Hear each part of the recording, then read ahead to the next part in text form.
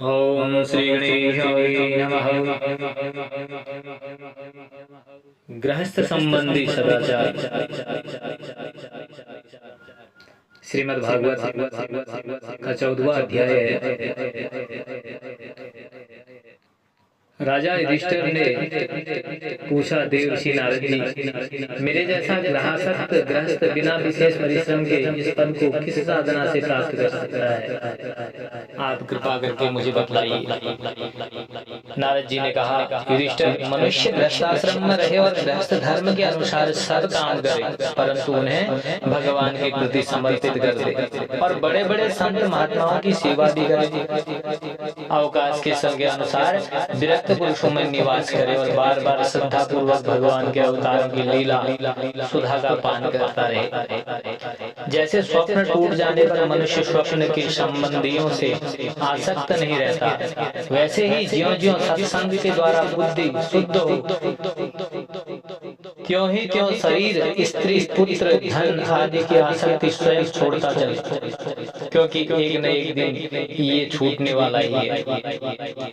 बुद्धिमान पुरुष को आवश्यकता के अनुसार ही घर और शरीर की सेवा करनी चाहिए, अधिक नहीं। भीतर से विरक्त रहे और बाहर से रानी के समान लोगों में साधारण मनुष्यों जैसा ही व्यवहार करे। माता पिता, भाई, बंधु, पुत्र, मित्र, जाति वाले और दूसरे जो कुछ कहे अथवा जो कुछ चाहे, भीतर से ममता न रखकर उनका अनुमोदन कर दे। बुद्धिमान पुरुष वर्षा आदि के द्वारा होने वाले अन्न आदि, पृथ्वी से उत्पन्न होने वाले स्वर्ण आदि, अकस्मात प्राप्त होने वाला द्रव्य आदि तथा सब प्रकार के धन भगवान के दिए हुए हैं, ऐसा समझकर प्रारब्ध के अनुसार उनका उपभोग करता हुआ संचय न करे। उन्हें पूर्व साधु सेवा आदि कर्मों में लगा दे। मनुष्यों का अधिकार केवल उतने ही धन पर है जितने से उनकी भूख मिट जाए। इससे अधिक संपत्ति जो अपनी मानता है वह चोर है, उसे दंड मिलना चाहिए। हरिण, ऊंट, गधा, बंदर, चूहा, शरीर से रेंगने चलने वाले प्राणी, पक्षी, मक्खी आदि को अपने पुत्र के समान ही समझे। उनमें और पुत्रों में अंतर ही कितना है। गृहस्थ मनुष्यों को भी धर्म, अर्थ और काम के लिए बहुत कष्ट नहीं उठाना चाहिए, बल्कि देश काल और प्रारब्ध के अनुसार जो कुछ मिल जाए उसी से संतोष करना चाहिए। अपनी समस्त भोग सामग्रियों को कुत्ते, पतित और चांडाल पर्यंत सब प्राणियों को यथा योग्य बांटकर ही अपने काम में लाना चाहिए। और तो क्या, अपनी स्त्री को भी, जिसे मनुष्य समझता है कि यह मेरी है, अतिथि आदि की निर्दोष सेवा में नियुक्त रखे।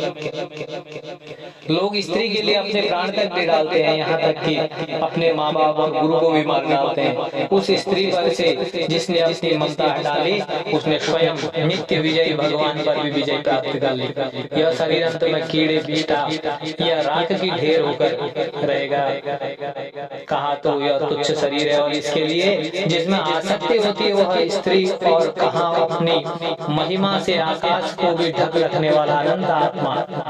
ग्रस्त को चाहिए कि प्रारब्ध से प्राप्त और पंच यज्ञ आदि से बचे हुए अन्न से ही अपना जीवन निर्वाह करे। जो बुद्धिमान पुरुष इसके लिए सिवा और किसी वस्तु में सवत्व नहीं रखते, उन्हें संतों का पद प्राप्त होता है। अपनी वर्णाश्रम विहित वृत्ति के द्वारा प्राप्त सामग्रियों से प्रतिदिन देवता, ऋषि, मनुष्य, भूत और पितृगण का तथा अपने आत्मा का पूजन करना चाहिए। यह एक ही परमेश्वर की भिन्न भिन्न रूपों में आराधना है। यदि अपने को अधिकार आदि यज्ञ के लिए आवश्यक सब वस्तुएं प्राप्त हो तो बड़े बड़े यज्ञ या अग्निहोत्र आदि के द्वारा भगवान की आराधना करनी चाहिए। युधिष्ठिर, वैसे तो समस्त यज्ञों के भोक्ता भगवान है, परंतु ब्राह्मण के मुख में अर्पित किए हुए हविष्यान्न से उनकी जैसी तृप्ति होती है, वैसे अग्नि के मुख में हवन करने से नहीं। इसलिए ब्राह्मण, देवता, मनुष्य आदि सभी प्राणियों में यथा योग्य उनके उपयुक्त सामग्रियों के द्वारा सबके हृदय में अंतर्यामी रूप से विराजमान भगवान की पूजा करनी चाहिए। इनमें प्रधानता ब्राह्मणों की है। धनी द्विज को अपने धन के अनुसार आश्विन मास के कृष्ण पक्ष में अपने माता पिता तथा उनके बंधुओं पितामह माता आदि का भी महालय श्राद्ध करना चाहिए। इसके सिवा अयन कर्क एवं मकर की संक्रांति, विषु तुला और मेष की संक्रांति, प्रतिपाद दिन चंद्र ग्रहण या सूर्य ग्रहण के समय, द्वादशी के दिन श्रवण धनिष्ठा और अनुराधा नक्षत्र में वैशाख शुक्ला तृतीया अक्षय तृतीया, कार्तिक शुक्ला नवमी अक्षय नवमी, अगन पौष माघ और फाल्गुन, इन 4 महीनों की कृष्णाष्टमी माघ शुक्ला सप्तमी माघ की मगर नक्षत्र से युक्त पूर्णिमा और प्रत्येक महीने की वह पूर्णिमा जो अपने मास नक्षत्र चित्रा विशाखा ज्येष्ठा आदि से युक्त हो, चाहे चंद्रमा पूर्ण हो या पूर्ण। द्वादशी तिथि का अनुराधा श्रवण उत्तरा फाल्गुनी उत्तराषाढ़ा और उत्तरा भाद्रपद के साथ योग, एकादशी तिथि का तीनों उत्तरा नक्षत्रों से योग अथवा जन्म नक्षत्र या श्रवण नक्षत्र से योग, ये सारे समय पितृगणों का श्राद्ध करने योग्य एवं श्रेष्ठ है। ये योग केवल श्राद्ध के लिए नहीं सभी पुण्य कर्मों के लिए उपयोगी है। ये कल्याण की साधना के उपयोगी और शुभ की अभिवृद्धि करने वाले इन अवसरों पर अपनी पूरी शक्ति लगाकर शुभ कर्म करने चाहिए। इसी में जीवन की सफलता है। जो शुभ संयोगों को जो स्नान जप होम व्रत तथा देवता और ब्राह्मणों की पूजा की जाती है अथवा जो कुछ देवता पितर मनुष्य एवं प्राणियों को समर्पित किया जाता है उसका फल अक्षय होता है। युधिष्ठिर, इसी प्रकार स्त्री के पुंसवन आदि संतान के जाति कर्मादि तथा अपने यज्ञ दीक्षा आदि संस्कारों के समय सौदाह के दिन या वार्षिक श्राद्ध के उपलक्ष्य में अथवा अन्य मांगलिक कर्मों में दान आदि शुभ कर्म करने चाहिए। युधिष्ठिर, अब मैं उन स्थानों का वर्णन करता हूँ जो धर्म आदि श्रेय की प्राप्ति कराने वाले। सबसे पवित्र देश वो है जिसमें सत्पात्र मिलते हैं, जिनमें यह सारा चराचर चर और अचर जगत स्थित है। उन भगवान की प्रतिमा जिस देश में हो जहाँ तप विद्या दया आदि गुणों से युक्त ब्राह्मणों के परिवार निवास करते हो तथा जहाँ जहाँ भगवान की पूजा होती हो और पुराणों में प्रसिद्ध गंगा आदि नदियों हो, वे सभी स्थान परम कल्याणकारी हैं। पुष्कर आदि सरोवर सिद्ध पुरुषों के द्वारा सेवित क्षेत्र कुरुक्षेत्र गया प्रयाग पुल्हाश्रम शालग्राम क्षेत्र नैमिषारण्य फाल्गुन क्षेत्र सेतुबंध प्रभास द्वारका काशी मथुरा पंपासर बिंदु सरोवर बद्रिकाश्रम अलकनंदा भगवान सीताराम जी के आश्रम अयोध्या चित्रकूट आदि महेंद्र और मलय आदि समस्त कुल पर्वत और जहाँ जहाँ भगवान के अर्चा अवतार हैं वे सब के सब देश अत्यंत पवित्र हैं और कल्याण कामी पुरुष को बार बार इन देशों का सेवन करना चाहिए। इन स्थानों पर जो पुण्य कर्म किए जाते हैं मनुष्य को उनका 1000 गुना फल मिलता है। युधिष्ठिर, पात्र निर्णय के प्रसंग में पात्र के गुणों को जानने वाले विवेकी पुरुषों में एकमात्र भगवान को ही सब पात्र बतलाया है।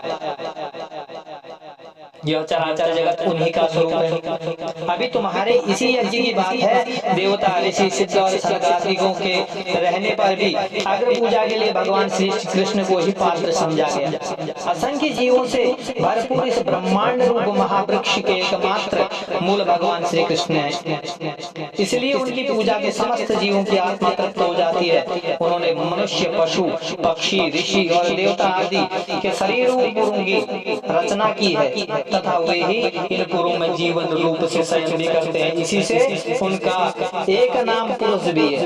युधिष्ठिर, एक रस रहते हुए भी भगवान इन मनुष्यादि शरीरों में उनकी विभिन्नता के कारण न्यूनाधिक रूप से प्रकाशमान है। इसलिए पशु पक्षी आदि शरीरों की अपेक्षा मनुष्य श्रेष्ठ पात्र है। और मनुष्यों में भी जिसमें भगवान का अंश सब योग आदि जितना भी अधिक पाया जाता है वो उतना ही श्रेष्ठ है। त्रेता आदि युगों में जब विद्वानों ने देखा कि मनुष्य परस्पर एक दूसरे का अपमान आदि करते हैं तब उन लोगों ने उपासना की सिद्धि के लिए भगवान की प्रतिमा की प्रतिष्ठा की। तभी से कितने ही लोग बड़ी श्रद्धा और सामग्री से प्रतिमाओं में ही भगवान की पूजा करते हैं, परंतु जो मनुष्य द्वेष करते हैं उन्हें प्रतिमा की उपासना करने पर भी सिद्धि नहीं मिलती है। मनुष्यों में भी ब्राह्मण विशेष सुपात्र माना गया है क्योंकि वह अपनी तपस्या विद्या और संतोष आदि गुणों से भगवान के वेद रूप शरीर को धारण करता है। महाराज, हमारी और तुम्हारी तो बात ही क्या है। ये जो सर्वात्मा भगवान श्री कृष्ण हैं, उनके भी इष्ट देव ब्राह्मण ही हैं, क्योंकि उनके चरणों की धूल से तीनों लोग पवित्र होते रहते हैं। बोलो कृष्ण भगवान की जय। जय जय श्रीमद्भागवते महापुराणे पारमहंस्यां संहितायां सप्तम स्कंदे सदाचार निर्णयो चतुर्दशोऽस्तावत् श्रीजगं श्री कृष्णार्पणमस्तु। बोलो कृष्ण भगवान की जय।